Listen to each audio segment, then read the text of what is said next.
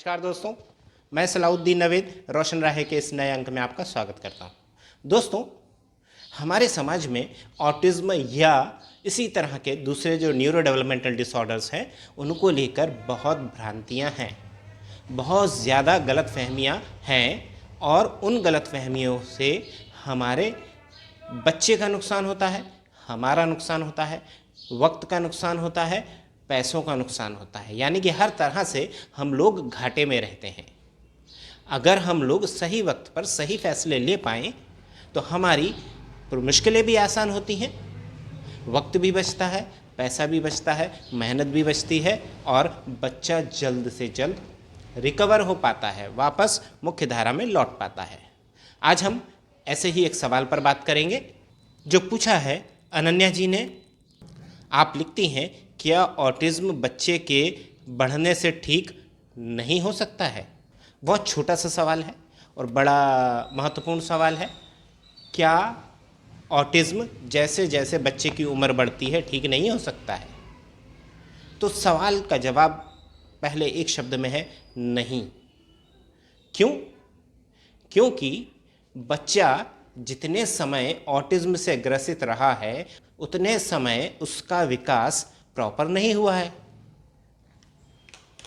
पहला नुकसान, जो विकास या जो डेवलपमेंट उस पीरियड में होना चाहिए था वो नहीं हुआ है, उसकी रिकवरी करनी होगी। दूसरा, अब उम्र बढ़ रही है तो उम्र के साथ अपेक्षाएं भी बढ़ती हैं, जिम्मेदारियां भी बढ़ती हैं।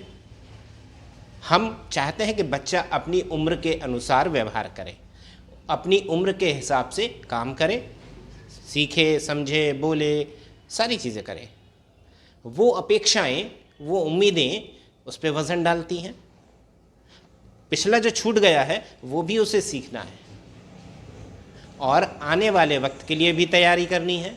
तो इस तरीके से उस पर 3 गुना भार होता है। पिछला कवर करना है, अभी का करना है और भविष्य के लिए या फ्यूचर के लिए तैयारी करनी है।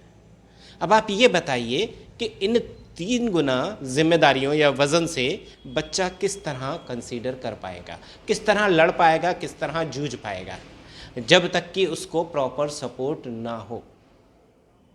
अब अगर कोई ये कहता है कि जैसे जैसे उम्र बढ़ेगी बच्चा ठीक हो जाएगा, तो वो झूठ बोलता है। वो झूठ बोलता है कि बच्चा ठीक हो जाएगा। अगर वो ये कहे कि उम्र के साथ बच्चा सीखेगा तो हम समझ में आती हैं बातें, हम समझ सकते हैं कि धीरे वो सीखता रहेगा धीरे धीरे। लेकिन अगर वो ये कहता है कि ठीक हो जाएगा तो झूठ बोलता है। उसको या तो ऑटिज्म या न्यूरो डेवलपमेंटल डिसऑर्डर्स के बारे में मालूम नहीं है या फिर वो फर्जी आदमी है।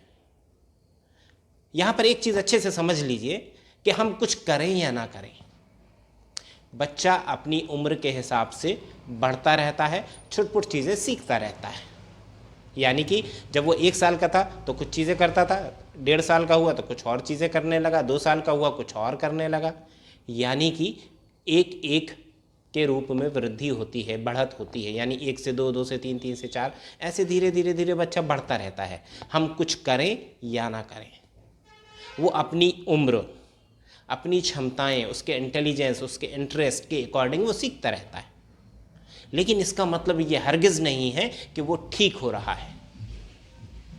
इसका मतलब ये हरगिज़ नहीं है कि वो वास्तव में एक दिन नॉर्मल हो जाएगा। बिल्कुल नहीं है।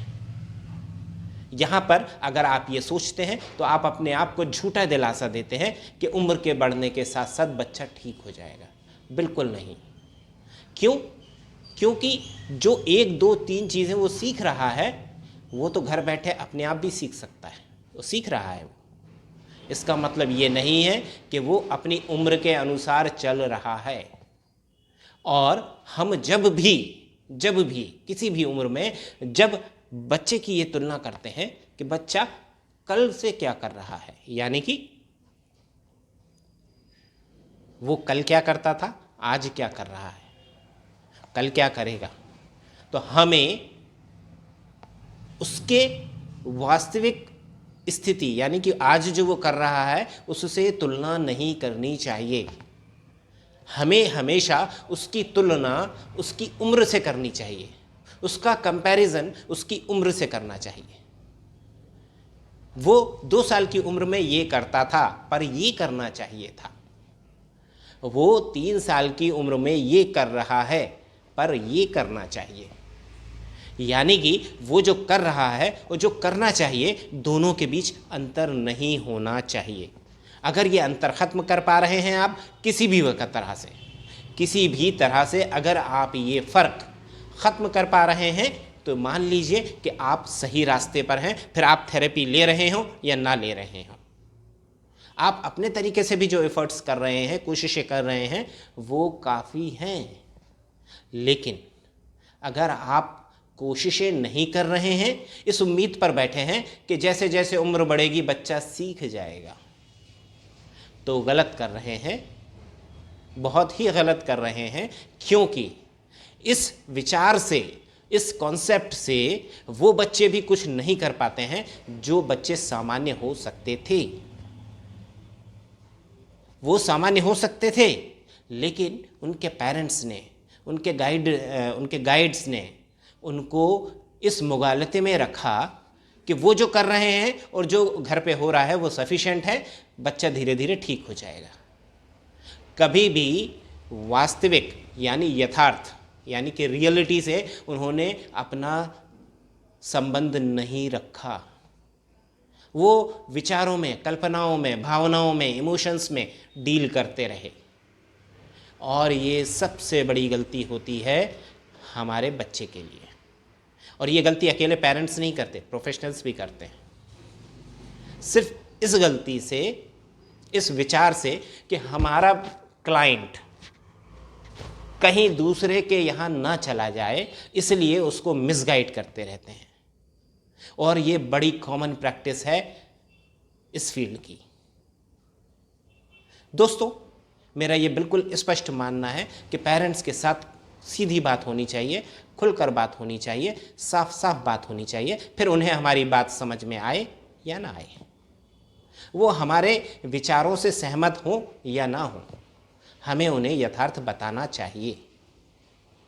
और दोस्तों, ये ऐसी चीज़ है जिसमें हमें कई बार निराशा का सामना करना पड़ता है। As a professional, as a expert, मैं ये मानता हूँ कि हम कई बार अपनी बात बहुत अच्छे से नहीं पहुँचा पाते।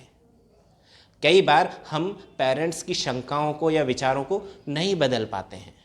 हम उनकी जो गलत अवधारणाएं उनको ठीक नहीं कर पाते हैं। लेकिन कम से कम भविष्य में ये दोष हम पर नहीं आता है कि हमने सही बात नहीं बताई थी।